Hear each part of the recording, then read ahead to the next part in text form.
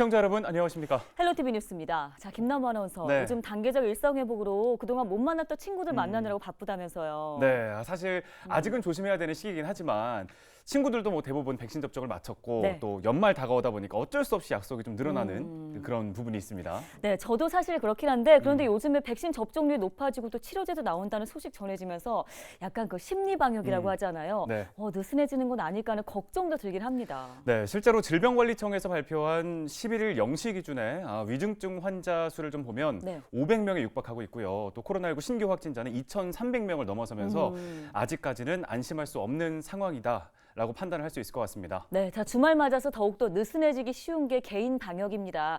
마스크 쓰기와 손 씻기만큼은 철저히 지키는 게 일상 회복을 더욱더 앞당길 수 있을 것으로 보입니다. 자, 조금만 더 힘내시길 바라면서 오늘 첫 소식 전해드립니다.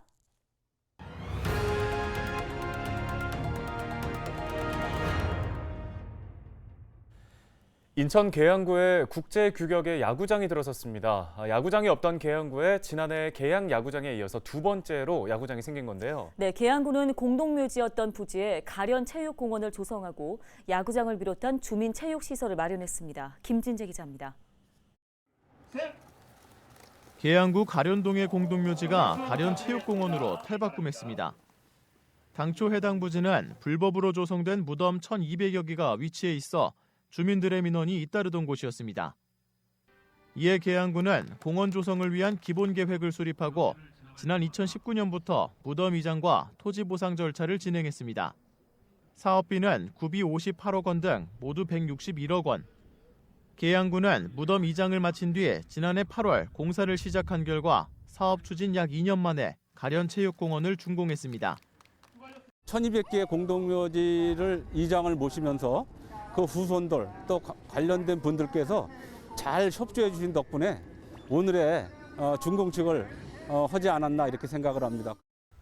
공원 면적은 약 4만 6천여 제곱미터로 내부에는 산책로와 전망대, 다목적 구장, 운동기구 등이 마련됐습니다. 특히 공원 중앙에는 국제규격의 야구장도 조성됐습니다. 주변에 체육시설이 부족해 운동을 하려면 멀리까지 나가야 했던 주민들은 가련체육공원 조성으로 불편함을 덜었습니다.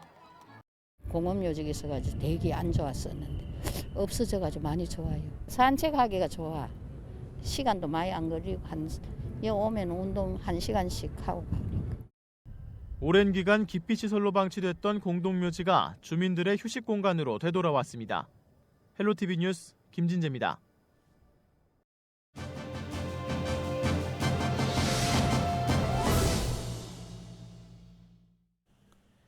인천 주권찾기 조직위원회에서는 내년 대통령 선거를 앞두고 인천 발전을 위해 인천 주권찾기 시민 제안 공약을 발표했습니다. 네, 먼저 정치와 경제 주권 공약에 대한 이야기를 김송원 인천경실련 사무처장과 함께 나눠보겠습니다. 자, 처장님 먼저 이번에 인천 주권찾기 조직위원회가 시민 제안 공약을 발표했습니다. 자, 먼저 인천 주권찾기 조직위원회 어떤 조직인지 설명 부탁드리겠습니다. 예, 유사일에 동북아의 중심지 역할을 해온 인천은 정치권의 균형 발전 논리와 수도권 규제 등으로 인해 정치, 경제, 환경, 교육, 문화 등 제반 분야에서 역차별을 받아왔습니다. 이러한 이중 삼중의 역차별적인 현실을 극복하여 인천의 도시 경쟁력을 되찾으려면 인천 시민들 스스로가 자신이 누려야 할 주권을 요구하고 찾아야 합니다. 그래서 이러한 취지를 담아 인천 주권찾기 조직위원회를 결성했고요. 정치적 중립을 견지해온 저희 인천경신련을 비롯하여 인천 YMCA, 인천 YWCA 등 시민단체들이 참여한 연대 조직입니다. 예, 총 5개 분야에 걸쳐서 각각 3개씩 모두 15개의 공약을 이번에 발표한 건데요. 먼저 정치 주권 분야에서는 어떤 공약들이 있는지 소개 좀 해주시죠. 예, 첫 번째 공약으로 지방 분권 실현을 위해 중앙정부 직속의 특별지방 행정기관을 지방정부로 이관하라고 제안했습니다. 새롭게 선출될 대통령은 이제 청와대 정치, 중앙 집권적인 행정을 마감하고 과감한 지방 분권을 실현해야 합니다. 이를 위해서는 중앙정부가 쥐고 있는 중소벤처기업청과 고용노동청, 해양수산청과 같은 특별지방 행정기관의 사무를 조속히 지방정부에 이양하라는 겁니다. 두 번째 시민 제한 공약은 시민 공천권 보장을 위한 선거법 개정입니다. 영호남을 기반으로 하는 정당 정치, 보수 진보를 앞세운 이념 정치로 인해서 인천의 산적한 주요 현안들은 영호남 현안에 밀려 역차별을 받아왔고, 인천의 지방 정치는 공천권을 쥐고 있는 중앙당의 눈치 보기 정치, 중앙당의 줄서기 정치로 전락했습니다. 이에 인천 시민도 공천권을 행사할 수 있는 선거법 개정이 절실하다는 겁니다. 세 번째 공약은 2차 공공기관 지방 이전 재고 및 인천 특성에 맞는 공공기관 유치입니다. 인천에 수도권 매립지가 조성되다 보니 둥지를 튼 한국환경공단을 비롯해서 인천국제공항이 있어 만들어진 항공안전기술원과 애초 송도국제도시의 둥지를 튼 급지연구소 등을 부산, 울산, 경남 등 정권을 창출한 지역들이 가져가겠다고 합니다. 이에 새로운 대통령은 공공기관 지방 이전의 폐해를 직시하고 오히려 인천 특성에 맞는 공공기관을 유치하겠다고 약속하라는 겁니다. 네, 그렇다면 인천의 주권을 찾기 위해 이번에 경제 분야에서는 주로 어떤 공약들을 제안했습니까? 예, 세 개 공약을 모두 말씀드리면 인천을 역차별하는 수도권 규제 개선, 인천국제공항 허브화를 위해 항공정비 특화단지 조성 및 공항 경제권 구축, 그리고 부산 쏠림 현상이 심각한 정부의 해운항만 산업정책에 균형발전 정책이 절실하니 특별법을 제정하라고 제안했습니다. 아시는 것처럼 인천은 국가 경쟁력 차원에서 공항과 항만, 경제자유구역이 만들어졌고 바이오, 자동차, 항공산업, 수소경제 등에서 경쟁력을 갖추고 있지만 정부와 정치권의 수도권 규제, 균형발전 논리 때문에 제대로 된 정부 지원을 받지 못하고 있습니다.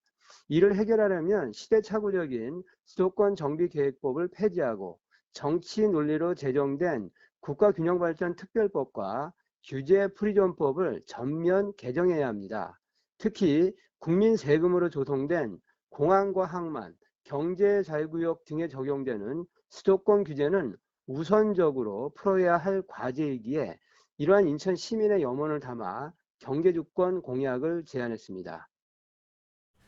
네, 말씀 잘 들었습니다. 이번 시간에는 정치 경제 주권 공약에 대해서 이야기 나눴고요. 다음 시간엔 환경과 교육, 또 문화 주권 공약에 대한 얘기 들어보도록 하겠습니다. 지금까지 인천경실련 김송원 사무처장이었습니다.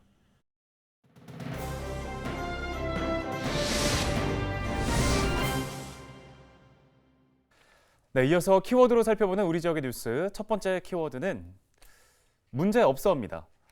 인천도시공사가 계양 테크노밸리 개발 사업이 문제 없이 진행되고 있다고 밝혔다는 소식인데요. 인천도시공사는 계양 테크노밸리 사업 부지의 토지 보상률이 약 90%에 육박했다고 설명했습니다. 계양 테크노밸리에는 약 17,300호의 주택이 공급되는데요.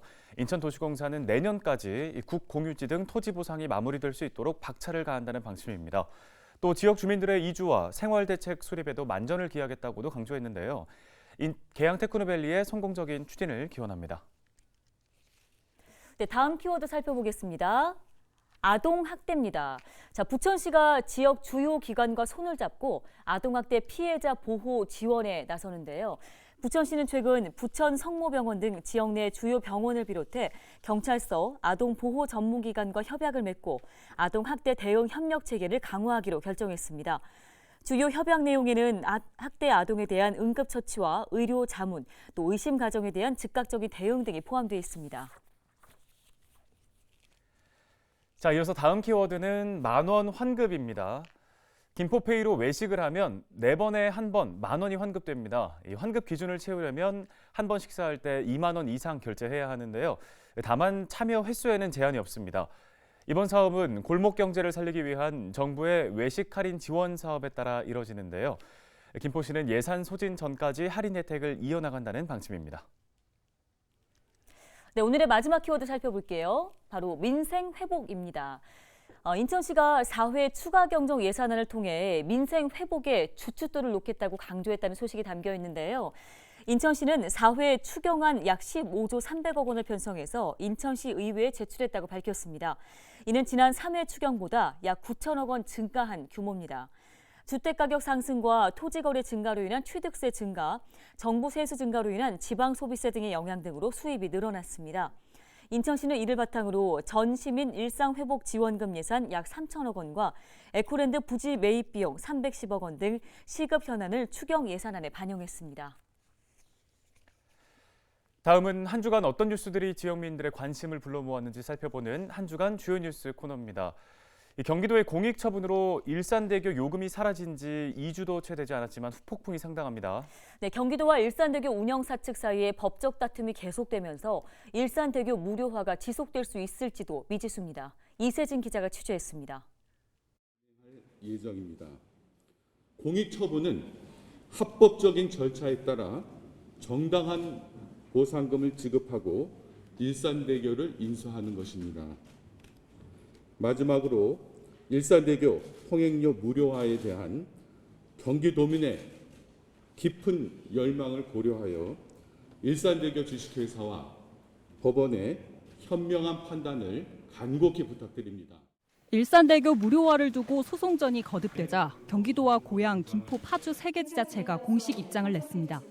이들 지자체는 일산대교 운영사 측의 불복 입장을 철회하고 경기도의 공익 처분을 받아들여달라고 요구했습니다. 언제까지 이러한 논란과 논쟁들을 계속 이어가야 되는지 답답하기 끝이 없습니다. 다시 한번 일산대교 주식회사에 강력하게 경고합니다. 이제 시민들이 가져야 할 기본권을 돌려달라고 경고합니다. 법적 다툼은 경기도의 통행료 선 무료화에서 비롯됐습니다. 일산대교 요금에 관한 양측 협의가 난항을 겪자 경기도는 지난달 일산대교 측의 사업 운영권을 취소하는 공익처분 조치를 내렸습니다. 그러나 일산대교 측이 공익처분 집행을 정지해달라는 가처분 신청을 내면서 상황은 반전됐습니다. 법원이 이를 받아들인 겁니다. 일산대교 측은 사업자 지위를 다시 얻었지만 요금은 받지 않았습니다. 경기도가 일산대교 측에 통행료 징수금지 처분을 추가로 통보한 겁니다. 하지만 일산대교 측이 재차 불복 소송을 제기하면서 갈등은 고조되고 있습니다. 운영사 측은 경기도의 중복 처분이 위법하다고 판단해 소송을 제기한다고 공식 입장을 낸 상태입니다. 지자체들의 불복 규탄에도 향후 법원 판단에 따라 일산대교 무료화는 난관을 만날 수 있습니다. 법원이 운영사의 요구를 다시 받아들인다면 공익 처분에 대한 법적 근거도 사라져 앞서 약속한 항구적인 통행료 무료화는 불투명해집니다. 경기도는 판결 여부와 상관없이 손실금을 우선 지급하고 무료화를 유지하겠다는 입장이지만 운영사 측이 받아들이지 않을 경우 요금 징수도 재개될 수 있습니다. 헬로티비 뉴스 이세진입니다.